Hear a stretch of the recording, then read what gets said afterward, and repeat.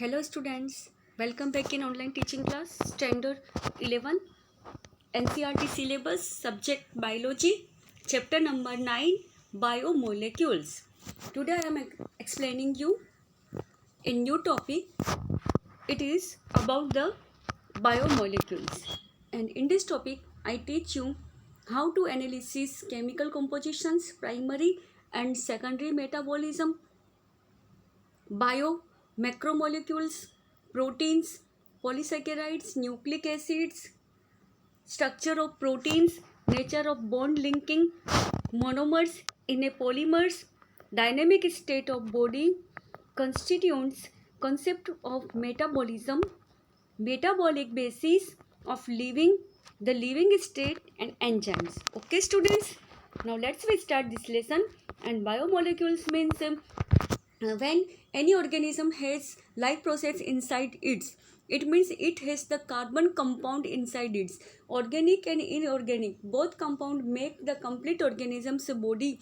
Okay, so these organisms play a important role in so many molecular structures formed as a protein, as a the carbohydrate group, protein group, and nucleic acids group, fatty acids group, amino acids group. Like this, all these performed in all organ system as a biomolecule activities and metabolism activities. Okay, then let's we start this topic.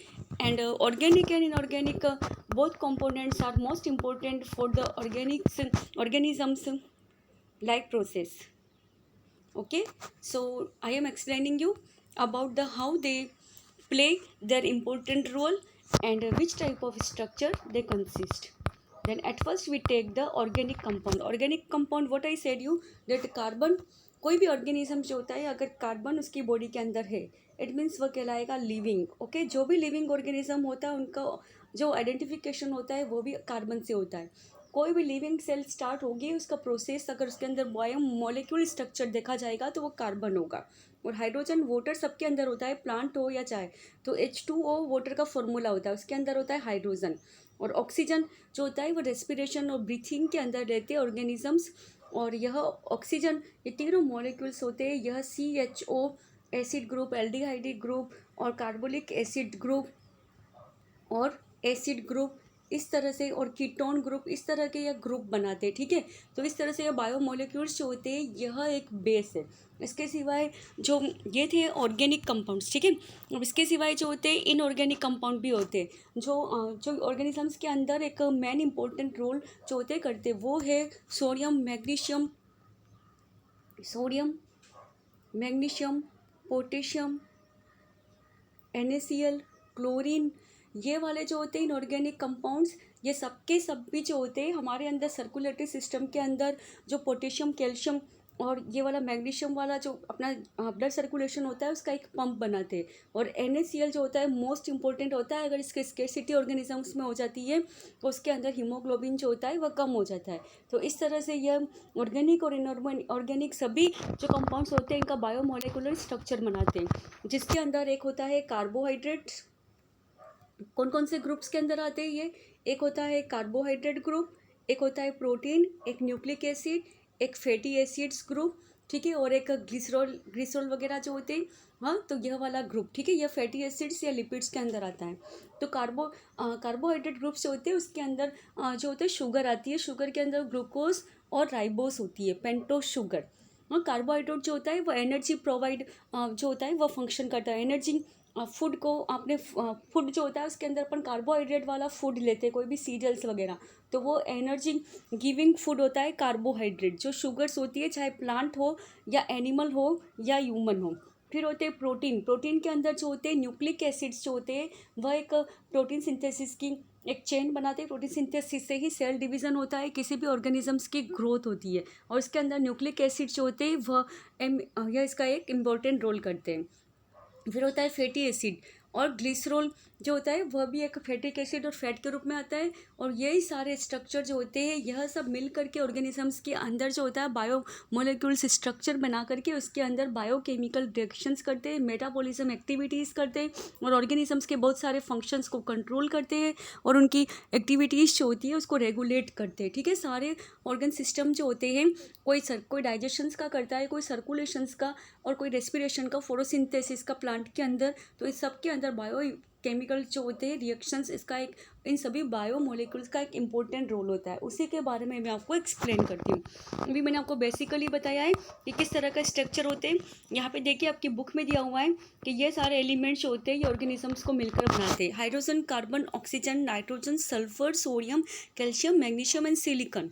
ठीक है, ये सबके सब essential compound होते हैं जो कि किसी भी ऑर्गेनिजम्स में मिलते ही मिलते हैं। अगर इसके किसी की भी एक की स्केर्सिटी अगर बॉडी में हो जाए तो उसको कोई डिजीज़ हो सकती है। ठीक है, फिर यहाँ पे देखिए एक लिविंग टिश्यूज़ के अंदर भी किस तरह से कॉन्स्टिट्यूशन है, जो कि है ना इनऑर्गेनिक कंपाउंड है सबके सब, sodium, potassium, calcium, magnesium, water और NaCl, sodium chloride, calcium carbonate, phosphate और सल्फेट। तो ये सबके सब ऑर्गेनिक इनऑर्गेनिक कंपाउंड जो होते हैं ये मोलेकुलर स्ट्रक्चर से जो होता है वह ऑर्गेनिजम्स के अंदर carbohydrate, proteins, nucleic acids, fatty acids और ग्लिसरॉल इन सब के एक कंपाउंड बनाते हैं और जो कि उनकी बॉडी के लिए डिफरेंट टाइप्स के फंक्शंस करते हैं। जैसे मैंने आपको बताया कार्बोहाइड्रेट एनर्जी की भी फूड होता है, प्रोटीन्स जो बनाते हैं वह उनकी ग्रोथ को प्रोवाइड करता है। इस तरह से फैटी एसिड्स जो होता है वह ऑर्गेनिजम्स की एक्टिविटीज़ जो होती है उनको प्रोवाइड करता है और ग्लिसरॉल जो होते हैं वह एनर्जी देते हैं और उसके अंदर मैकेनिज्म बहुत सारी रिएक्शंस को रेगुलेट करते हैं। तो इस तरह से यहाँ पर ये सारे ऑर्गेनिक इनऑर्गेनिक मॉलिक्यूल्स है, इन्हीं के स्ट्रक्चर के बारे में हमें पढ़ना है। और इसके अंदर आप क्या केमिस्ट्री पढ़ते हो उसमें ग्रुप्स आते हैं, एक एमीन ग्रुप। अगर जब भी बायोमोलिक्यूल्स जो होता है उसके अंदर आकर के यहाँ पर कोई NH ग्रुप जुड़ जाता है तो वो एमीन ग्रुप होता है। उस एमीन ग्रुप के जुड़ने से पता चलता है कि वह जो है बायोमोलिक्यूल्स है वह एक लिविंग ऑर्गेनिजम्स का है। इसके अंदर होता है एक COH group, acid group. Acid group से पता चलता है कि वह एक ऑर्गेनिक कंपाउंड है। एमिनो एसिड जो होते हैं ट्राइसिन और होते हैं फिनाइलैनिन एंड ट्रिप्सोथेन। ठीक है, इस तरह से यहाँ पर ये सारे के सारे जो केमिकल और फिजिकली प्रॉपर्टीज़ होती है यहाँ पर एमिनो एसिड्स की, वो सब मिलकर के एमिनो, कार्बोक्सिलिक और R फंक्शनल ग्रुप बनाते हैं। यहाँ पर जो देखिए इस एग्जांपल में आपको दिया है, यहाँ पे ये है एमिन ग्रुप, ये है एसिड ग्रुप और R का मीन्स होता है कोई भी फंक्शनल ग्रुप आके जुड़ सकता है। फंक्शनल ग्रुप मतलब OH भी जुड़ सकता है या कीटोन ग्रुप भी जुड़ सकता है। ठीक है, आप केमिस्ट्री पढ़ते हो तो आपको ये स्ट्रक्चर इजीली समझ में आ जाएंगे। तो यहाँ पर ये सारा जो कॉम्प्लिकेटेड आपको स्ट्रक्चर दिखा है यही मिल करके जो होता है या बायो केमिकल रिएक्शंस करते हैं ऑर्गेनिजम्स की बॉडी में और उसको फूड, एनर्जी गिविंग फूड और इसको जो प्रोटीन सिंथेसिस फूड जो होता है वो प्रोवाइड करते हैं, उसको एनर्जी देते हैं। तो यही एक बायोमोलिकुलर स्ट्रक्चर होता है, इसी के बारे में हमें पढ़ना है। ठीक है, तो यहाँ पे मैंने आपको कार्बोक्सिलिक ग्रुप, कार्बन ग्रुप, ये सभी ग्रुप बताए थे और किस तरह के यहाँ पर स्ट्रक्चर बनाते हैं और न्यूक्लिक एसिड बताए थे जिसके अंदर मेन न्यूक्लिक एसिड होता है हमारा DNA और RNA और उसके अंदर 4 टाइप्स की पेंटोस शुगर्स होती है और उसके अंदर एक ग्लूकोज बनता है और राइबोस बनता है और इसके सिवाय जो न्यूक्लिक एसिड होते हैं उसके अंदर 4 शुगर्स होती है, एडिनोसिन, गुआनिन, थाइमिन, यूरिन। हाँ ठीक है, तो ये सबकी सब शुगर्स मिलकर के DNA और RNA के फंक्शंस जो होते हैं वो एज ए जेनेटिक मटेरियल के रूप में प्रोवाइड करती है। यहाँ पे देखिए अब ये इनका मॉलिक्यूलर स्ट्रक्चर जो अभी तक फाइंड किया जा चुका है कि हमारी बॉडी में किस तरह का स्ट्रक्चर बनता है। तो सबसे पहले हम लेते हैं कार्बोहाइड्रेट। कार्बोहाइड्रेट के अंदर मैंने आपको बताया शुगर्स बनती है और कभी भी आप शुगर्स का स्ट्रक्चर बनाते हो उसके अंदर सभी कार्बन की फॉर्म्स आती है। यहाँ पे ये जो मैं आपको 6 यहाँ पे बेंजीन रिंग बना के बता रही हूँ ना, हेक्सागोनल स्ट्रक्चर, इसका मतलब ये है कि यहाँ पर ओनली कार्बन ही लगेंगे। जहाँ पर कार्बन कंपाउंड होते हैं 6 कार्बन चेन, वहाँ पे ये बेंजीन रिंग बनती है 1 2 3 4 5 और 6। ये 6 कार्बन बन के बनाते हैं ग्लूकोज को और ग्लूकोज के अंदर होता है कार्बन, हाइड्रोजन और ऑक्सीजन का। ठीक है, तो यहाँ पे आता है C6H12 और O6, तो यह हो गया ग्लूकोज। ठीक है, और ग्लूकोज क्या होता है, एक कार्बोक्सिलिक ग्रुप के अंदर आता है जो एक बेस्ट टाइप की शुगर है जो एवरी ऑर्गेनिजम्स के अंदर एनर्जी प्रोवाइड फूड होता है। फिर होता है 5 कार्बन की बेंजीन रिंग के अंदर अगर हम सिर्फ 5 कार्बन लगाते हैं, ये देखिए पेंटागोनल स्ट्रक्चर, ओनली 5 कार्बन है, 1 2 3 4 और 5 कार्बन, तो यह कहलाता है राइबोस। ओके, तो ग्लूकोज और राइबोस के अंदर यही डिफरेंस है। इसको स्ट्रक्चर को ध्यान से देखिए। कार्बोहाइड्रेट्स के अंदर एग्जाम्पल लीजिए, सबसे पहले ग्लूकोज और राइबोस। ग्लूकोज मतलब 6 कार्बन की बेंजीन रिंग, और इसके एक एक जो कार्बन होता है यहाँ पे इसके आगे OH 1 2 3 4 ग्रुप OH जुड़ते हैं, एक ग्रुप ऑक्सीजन, केवल कीटोन ग्रुप अपन इसे बोलते हैं। यहाँ पे C ऑलरेडी लगा है और यहाँ पर O, ये कीटोन ग्रुप जुड़ता है, एक होता है CH2OH, इससे मिलकर के बनता है ग्लूकोज। अगर आप इसका सिंपल फॉर्मूला लिखते हैं तो होता है C6H12 और O6। तो इसको आप काउंट कर सकते हैं, इसमें 6 कार्बन है, हाइड्रोजन जो है वह 12 है, ऑक्सीजन के 6 एटम है, ये हो गए। अब राइबोस, अगर इसमें से हम एक कार्बन निकाल देते तो यहाँ पर सिर्फ 3, अगर एक कार्बन निकालने से हाइड्रोजन जो होते हैं वह भी इसमें जो होते हैं 2 हाइड्रोजन कम हो जाएंगे, तो यहाँ पर OH ग्रुप भी इसके अंदर 3 होते हैं, और बाकी same to same as it is इसके अकॉर्डिंग ही स्ट्रक्चर होता है। डिफरेंस ये है कि 1 कार्बन और यहाँ पर 2 हाइड्रोजन के ग्रुप कम होंगे, तो वो हो जाएगी राइबोस। ओके स्टूडेंट, अब हम लेते हैं एमिनो एसिड्स। एमिनो एसिड्स के अंदर मैंने आपको बताया DNA और RNA के अंदर जो होता है ग्लिसरीन, एलेनिन और सीरिन नाम की जो होते हैं एमिनो एसिड्स होते हैं। यहाँ भी इसका भी स्ट्रक्चर समझ लीजिए। जब भी एमिनो एसिड्स होगा इसका मतलब इसके साथ में एमीन ग्रुप जुड़ा है। NH2 मतलब एमीन ग्रुप, और COH मतलब एसिड, क्योंकि यहाँ पर जब एसिड बोल रहे हैं इसको एमिनो एसिड, एमिनो एसिड मतलब एमीन और एसिड, ये दोनों ग्रुप तो 100% इसके अंदर आएंगे ही, इससे बनता है एमिनो एसिड। ठीक है, तो जैसा नाम है उसके अकॉर्डिंग ग्रुप है। यहाँ पे एमिनो और एसिड, और ये CH2 स्ट्रक्चर, ठीक है, ये CH2, और यहाँ पर COH और NH2, तो ये बन गया ग्लिसिन। फिर एलेनिन के अंदर यहाँ पर जो H था उसके अंदर CH3 आकर के जुड़ गया। फिर यहीं पर जो था यहाँ पे सीरीन्स के अंदर देखिए ये CH2OH हो गया। बस इन तीनों के अंदर डिफरेंस यहाँ पर सिर्फ नीचे H CH3 CH2 और OH के अंदर है, बाकी सेम टू सेम है। एमिनो एसिड जो होता है amine group, COH same to same है, और CH2 की जगह CH3 हो गया, इसके अंदर CH4 हो गया, इसके अंदर CH3OH हो गया। इस तरह से ग्लिसिन, एलेनिन और सीरीन ये एमिनो एसिड्स है। तो आपको देखिए एक बार समझाने पर ही लर्न हो जाएगा, इतना इजी स्ट्रक्चर है। आप इसको कंपेरिजन ये लर्न कीजिएगा जिस तरह से मैं एक्सप्लेन कर रही हूँ। फिर आता है फैटी एसिड्स। फैटी एसिड्स जो होते हैं उसकी एक लॉन्ग कार्बनिक जो होती है वह चेन होती है। इसके अंदर देखिए कार्बन जो होता है CH3 CH2 COH, यह ले लीजिए। फिर मैंने आपको बताया कि यह एक लॉन्ग कार्बनिक चेन होती है, तो इसके बाहर की तरफ ब्रैकेट में देखिए 14 लिखा हुआ है। ठीक है, आपको ये लिख देना है, तो ये बन जाएगा पल्मिटिक एसिड, जो एक तरह का फैटी एसिड है। ठीक है, इसका क्या फॉर्मूला बनाया मैंने, CH3 CH2 COH, बस ये ले लीजिए। फिर यहाँ पे CH2 के बाद आप केवल 14 लिख दीजिए, हो गया यहाँ पे फैटी एसिड का स्ट्रक्चर। ये भी इजी था, आपको लर्न हो गया। अब एक ग्लिसरॉल। ग्लिसरॉल जो होता है यह जो है यह भी एक टाइप का जो है फैटिक एसिड है, और इसके अंदर देखिए CH2OH CHOH CH2OH, बहुत इजी स्ट्रक्चर है। 3 बार लिख दीजिए कार्बन की यहाँ पे साइकिल। ठीक है, ये 3 कार्बन एक के साथ CH2 CH CH2, फिर पीछे लगा दिया OH, एल्कोहल ग्रुप। ठीक है, ये हो गया ग्लिसरॉल। ऑल से पता चलता है एल्कोहल ग्रुप।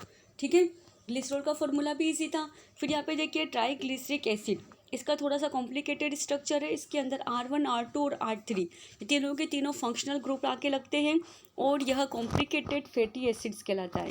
ठीक है, तो इसका जो स्ट्रक्चर था वह था ग्लिसरॉल की तरह से। एक बार ले लीजिए CH2 CH और CH3, और यहाँ पे OH जो था उसकी जगह यहाँ पर COO कीटोन ग्रुप, और R1 R2 जो होते हैं यहाँ पर ये क्या हो गए, R1 और R2 जो है वो फंक्शनल ग्रुप आकर जुड़ गए, और दूसरी साइड में COO R2 आकर के जुड़ गया। ठीक है, तो इस तरह से यहाँ पे ये ट्राइग्लिसराइड का स्ट्रक्चर हो गया।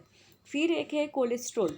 कोलेस्ट्रॉल जो होता है वह एक टिपिकल कॉम्प्लेक्स टाइप का जो होता है वह फैटी एसिड्स होता है। इसके अंदर देखिए 1 2 3 4 बेंजिंग रिंग इस तरह से बना लीजिए। ये देखिए 2 बेंजिंग रिंग तो यहाँ पे एक साथ बना ली, फिर एक इसके ऊपर की तरफ इस तरह से ले लीजिए, और इसके साथ में इस तरह से। ये बेंजिंग रिंग कितनी हो गई, 1 2 3 और 4।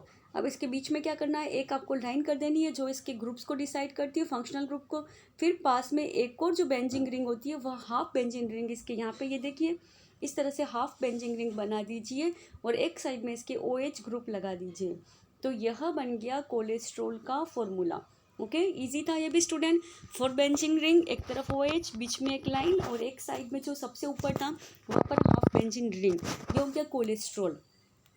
फिर यहाँ पे देखिए 4 टाइप की जो अपने DNA और RNA के अंदर जो शुगर्स होती हैं, nucleic acid sugar, adenine, adenosine, adenylic acid, uridine और यूरेसिल, इन सब के अंदर बेंजीन रिंग है। देखिए 1 2 3 4 5 के अंदर बेंजीन रिंग ही है, लेकिन डिफरेंस क्या है कि जब यहाँ पर प्यूरिन लिखते हैं एडिनिन, उसके अंदर NH ग्रुप की एक बेंजीन रिंग और NN आकर के जुड़ जाता है फंक्शनल ग्रुप के अंदर। एडिनोसिन लिखते हैं तो उसके अंदर अल्कोहल ग्रुप आता है और CH2OH ग्रुप आता है। एडिनिलिक लिखते हैं तो यहाँ पर एडिनल आता है, 2OH ग्रुप और O ग्रुप आता है। और ये पेंटोस शुगर होती है, ध्यान रखिएगा 1 2 3 4 5 ही कार्बन होते हैं इसके अंदर, ठीक है, 5 कार्बन ही होते हैं इसमें, ध्यान रखिएगा, एडिनिन, एडिनोसिन और एडिनाइल, इन सब शुगर के अंदर। यहाँ पे ये 6 कार्बन साइकिल नहीं आता है, 6 वाला सिर्फ ग्लूकोज के अंदर आता है। बाकी राइबोस और दूसरी जितनी भी शुगर्स होती है वह सभी पेंटोस शुगर होती है, 5 कार्बन की साइकिल ही यहाँ पर आती है, ठीक है। तो यहाँ पर डिफरेंस देखते जा रहे हैं आप, इसके अंदर कौन कौन सा डिफरेंस है, कंपैरिजन स्टडी कीजिएगा। फिर पिरिमिडिन में भी देखिए और यूरिडिन्स में भी देखिए यूरासिल ग्रुप आकर के जुड़ा है। तो इस तरह से यहाँ पे ये न्यूक्लियोटाइड्स का भी यहाँ पर ये फंक्शनल ग्रुप हो गए। इसको विथ स्ट्रक्चर के साथ में आप केमिकल कंपाउंड के साथ में लर्न कीजिएगा। इसको इजी करने की ट्रिक है, सबसे पहले बेंजीन रिंग को लर्न कीजिए। अगर आपके एडिनिन है तो उसके साथ में 2 एमीन ग्रुप जुड़े हुए, 1 2 3 4 5 और 6 आप यहाँ पर जो होते हैं यहाँ पर एमीन लगा दीजिए। एडिनोसिन है तो एक एडिन ग्रुप, टू अल्कोहल ग्रुप लगा दीजिए। एडिनिलिक है तो 2 अल्कोहल ग्रुप और एक 1 जो ग्रुप होता है वह फॉस्फेट ग्रुप आकर के यहाँ पे जुड़ा है, P जो लगा है वो फॉस्फेट है।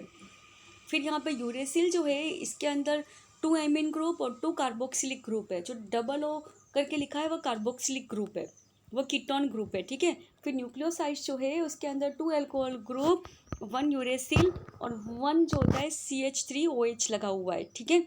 तो इस तरह से यहाँ पर ये स्ट्रक्चर हो गए। तो इस स्ट्रक्चर को आप विद डायग्राम और नेम के साथ में लर्न कीजिएगा, ट्रिक के साथ में, रट्टा मार के मत कीजिएगा, समझ के। तो एक बार आप देख करके ड्रॉ कीजिए समझ के, फिर उसको बिना देखे देख कीजिए, आपको इजीली लर्न हो जाएगा। ओके स्टूडेंट्स, अब नेक्स्ट वीडियो में मैं आपको नेक्स्ट जो होता है प्रोटीन्स के बारे में